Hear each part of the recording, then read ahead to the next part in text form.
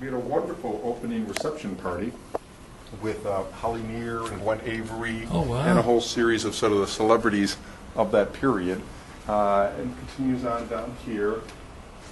And actually these pieces here at the wall are from Holly Near's personal collection. She has loaned them to us to be able to use. And so in conjunction with our various exhibits, we'll do different receptions and different programs and maybe collect oral histories and such. It's an opportunity to focus sort of on one aspect of this enormous thing we call GLBT history. Right. It's just so vast. And these exhibits here in this second gallery stay up maybe 5-6 months and then rotate. So we're able to do a couple a year, 3 if it's a busy year. Then we have our main gallery, which is here. And this is Outranks, which is on GLBT people in the armed services.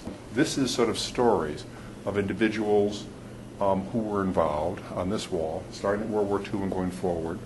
And here is sort of people who were involved in issues around the policy debate of our service, right through Don't Ask, Don't Tell, and so on.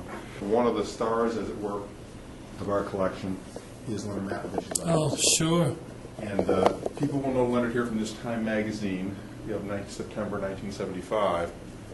Leonard, of course, challenged the military ban on being openly gay, and successfully, actually, won his law case before Don't Ask, Don't Tell. And here's, of course, the magazine. Here are Leonard's dog tags and his medal. Leonard died of AIDS in the 1980s, and this is his famous burial plot in Congressional Cemetery in Washington, D.C. These are some folks that were in the military in World War II, and we have some of their personal collections. And so, of course, these are people who you'd have a large personal collection. We're just pulling out a piece of it from the archives for the purposes of this exhibit. And this is something people may have heard of, but I had never seen. It's the famous blue discharge, which is the discharge that people were given in World War II who were discharged for less than honorable circumstances, basically for being gay.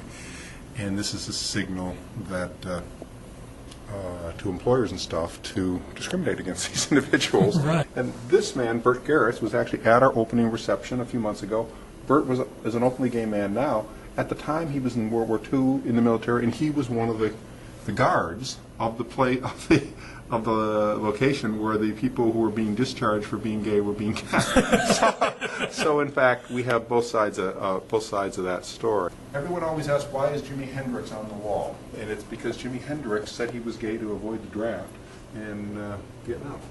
And so gay people in the military isn't just about gay people in the military. It's also about people, using being gay, using the policy in different ways. Here's Steve Clark Hall, who commanded various submarines.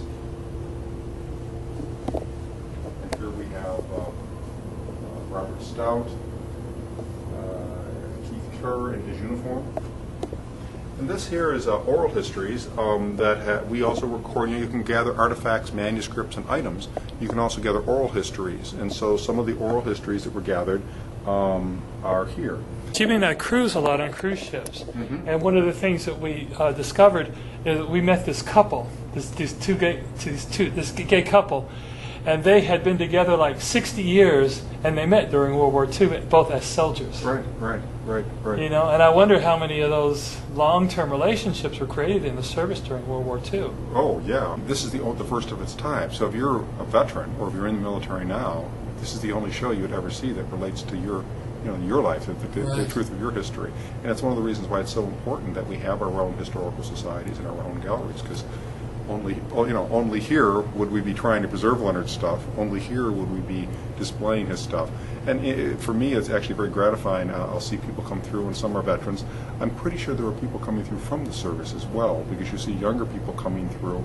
And my guess is they're actively in service now, and they're coming through and looking and seeing that members of the community who served before them. Now, isn't it true that the modern gay and lesbian movement really got a kickstart from World War II and the soldiers discovering each other? Well, true. I mean, many things. America as a whole was transforming. Part of it is, yes, they were discharged, particularly in San Francisco.